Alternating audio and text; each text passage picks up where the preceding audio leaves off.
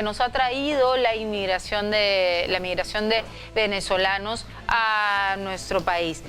Hablamos poco de los principales problemas que tienen que afrontar los ciudadanos venezolanos, como también algunos peruanos y algunas peruanas. Estamos con Isabel Berganza, que es directora de la Escuela de Derecho de la Universidad Antonio Ruiz de Montoya, y que tiene mucha información al respecto.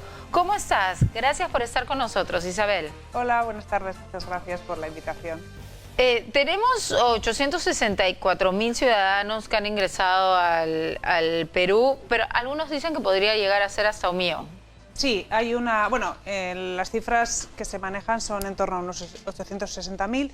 Es cierto que, bueno, la cifra oculta normalmente en el tema de migraciones siempre existe, ¿no? Personas que han podido ingresar de manera irregular, por pasos no habilitados, y también podría ser el caso de personas que han salido también del país por pasos no habilitados y tampoco no se tiene referencia de que hayan podido salir del país. Ahora, el 40% son mujeres. Sí, más o menos.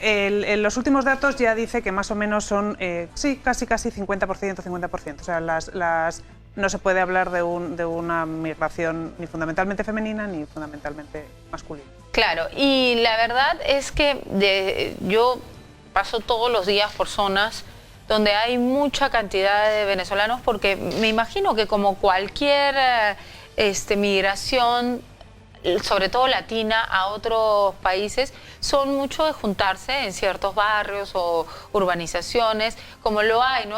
Por ejemplo, en Estados Unidos hay gran colonia peruana, pero en algunos estados están concentrados en algunos lugares, ¿no? Viven cerca y todo. Y yo cuando paso realmente veo la actitud hacia las mujeres venezolanas es bastante agresiva en nuestro país. Sí, bueno, uno de los asuntos que, bueno, es...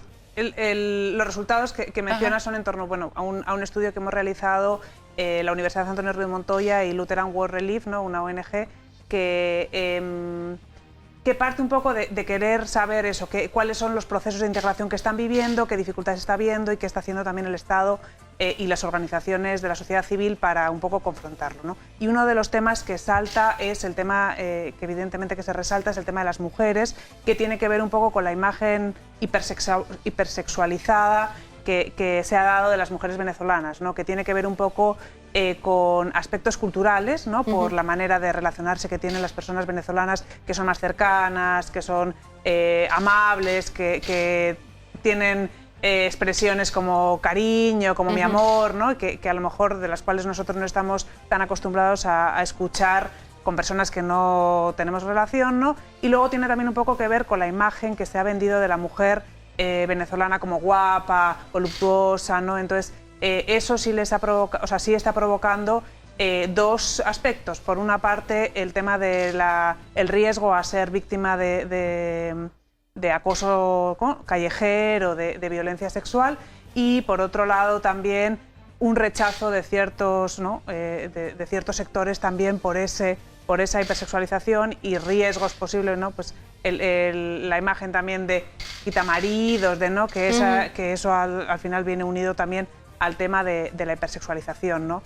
Es verdad que no es un fenómeno que es único de las mujeres venezolanas en Perú, como tú mencionabas. Hay factores, o sea, hay elementos que se dan en muchas migraciones. También han sucedido con otros colectivos de mujeres que han... incluso del mismo país, ¿no? Por mucho tiempo, esto ha bajado un poquito ya, pero por mucho tiempo la mujer de la selva también se le hipersexualizaba mucho. Entonces, una mujer de la selva que llegaba a Lima y era catalogada de cierta manera, cuando en realidad no tiene absolutamente nada que ver. Claro, y además el riesgo también está ahí en culpabilizar a la propia mujer, ¿no? Y a sus prácticas culturales, que se visten de manera muy exuberante, que se relacionan sin poner límites, ¿no? Y entonces ya pasamos un poco, bueno, pues dentro del machismo imperante en la sociedad, evidentemente ya a poner la culpa sobre...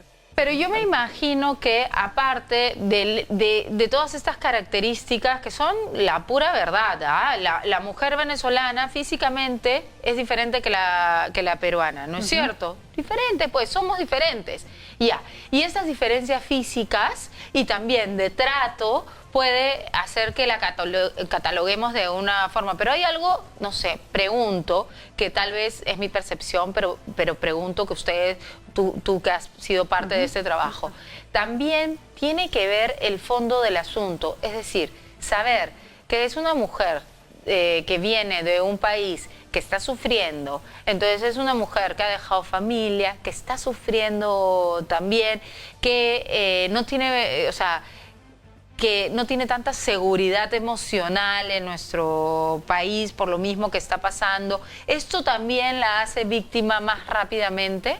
O sea, evidentemente en la mujer venezolana se juntan dos factores de vulnerabilidad. Por una parte el ser mujer, que ya supone un aspecto de vulnerabilidad, y por otra parte el ser migrante, ¿no? Evidentemente el ser migrante conlleva no estar en tu país, por lo cual también ser menos capaz o menos conocedora de los derechos, leyes. Estar en una situación vulnerable, porque muchos de los migrantes también lo que dicen, bueno, o incluso, por ejemplo, relacionado con el tema de las condiciones de trabajo, es verdad, nos pagan menos, pero bueno, al final somos extranjeros, a veces no tienen papeles o estamos en trámite de los papeles, ¿no? Entonces, son personas que ya de por sí, por el hecho de ser migrantes, están en situación de vulnerabilidad, ¿no? Y en el tema de mujeres, al final se juntan las dos, ser migrantes o extranjeras y ser mujeres, ¿no? Entonces, ahí evidentemente hay malos elementos que intentan aprovecharse de esa situación. Porque me imagino que los hombres dicen, voy a fastidiar mejor a la venezolana que a la peruana, porque la venezolana no me va a denunciar. Es más difícil que denuncie, y además por eso sería urgente, o sea, sería importante que por una parte, bueno, además de evidentemente educar en el no machismo, ¿no? Y potenciar una sociedad más igualitaria, también fortalecer un poco para que las mujeres venezolanas y extranjeras en cualquier calidad migratoria que estén, tanto irregular, regulares, puedan acceder a ese tipo de denuncias y espacios de protección, ¿no? Porque evidentemente esa vulnerabilidad se da, y en muchos casos peor. O sea, si tengo que, y también está vinculada a que los venezolanos y las venezolanas tienen también la necesidad de mandar dinero a Venezuela, ¿no? Por la situación que muchos familiares que ellos dejaron allí tienen, ¿no? Entonces, eso también es, no puedo perder mi trabajo. Con respecto a eso, con respecto al tema de la explotación laboral, ¿no? Yo veía al comienzo de esta migración, veía que era mucho más fácil encontrar trabajo para los venezolanos. Hoy en día me parece que hay demasiada desconfianza de parte de los empresarios pequeños peruanos en contratar a venezolanos, o sigue habiendo esta contratación de venezolanos a muy bajo precio. O sea, es un mercado laboral informal y dinámico, entonces es verdad que en general en el estudio no se reportan muchos casos de personas que han estado un largo tiempo sin trabajar, pero sin embargo es cierto también lo que mencionas, que cada vez ha sido más difícil, cada vez también encuentran más trabajos donde se pone a abstenerse venezolanos, ¿no? Entonces ha habido también una tendencia hacia el autoempleo frente a malas condiciones laborales que me ofrece el mercado laboral. Opto por el autoempleo, que aunque también en situación precaria, porque al final mucho tiene que ver con la venta de alimentos, con venta de pequeñas cosas, sin embargo a veces le reporta mayores beneficios y también una posibilidad incluso de fijar horarios, ¿no? Que también para las mujeres, por ejemplo, que tienen niños a cargo, ¿no? También da mayor posibilidad de, bueno, pues trabajo en la mañana pronto, en la noche, ¿no? Y tengo unos ingresos parecidos a los que tendría si es que trabajo contratada por esas malas condiciones en las que están contratadas. Y en este estudio han logrado ver cuál es la percepción del peruano hoy en día. Bueno, algo dentro del estudio se hacía un focus a personas peruanas, y luego bueno, se hacen análisis de datos secundarios de encuestas que han ido saliendo respecto a las opiniones que tiene la población peruana respecto a la población venezolana. Ahí un poco lo que destaca es que, bueno, que mayoritariamente se tiene una percepción de que la migración venezolana ha sido negativa, ¿no? Sobre todo en base al tema del trabajo, a los sueldos, ¿no? Algo también a la delincuencia. Sin embargo, cuando uno va a los datos y se pregunta si eso está confirmado con datos o no, uno lo que encuentra es que esos miedos o esas ideas que tiene la población no son ciertas. O sea, recientemente ha salido un estudio del BBVA que afirma, ¿no?, que económicamente es un tema positivo para la economía del país que hayan venido venezolanos. El tema de la delincuencia, aunque es verdad que hemos visto todos casos de venezolanos que están delinquiendo, sin embargo, las cifras dicen que es un 0,05% de la población, o sea, frente a los 780.000 o 850.000 que han venido, hay en la cárcel unos 500 personas venezolanas, ¿no? Entonces, los datos realmente no afirman algunos de los miedos que son normales, por otra parte, dentro de la población de acogida, ¿no? Evidentemente es una población numerosa, que ha venido en muy poco tiempo y que evidentemente como sociedad nos llevará un tiempo, como sociedad y para ellos también, ¿no?, nos llevará un tiempo para una convivencia más normalizada, ¿no? ¿Tú crees, con este estudio, se pueden sacar algunas conclusiones, por ejemplo, de qué pasaría con los venezolanos que han venido por esta situación? Si es que la situación en su país mejora, ¿se regresarían? ¿Se quedarían acá?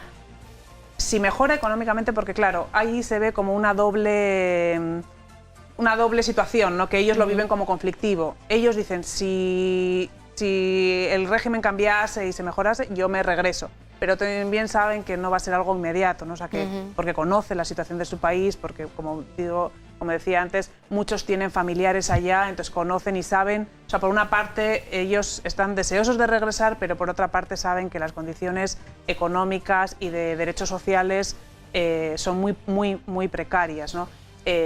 Lo que sí es una población que realmente nunca pensó emigrar. Entonces, siempre dicen, yo nunca pensé tener que salir de mi país y menos para sobrevivir.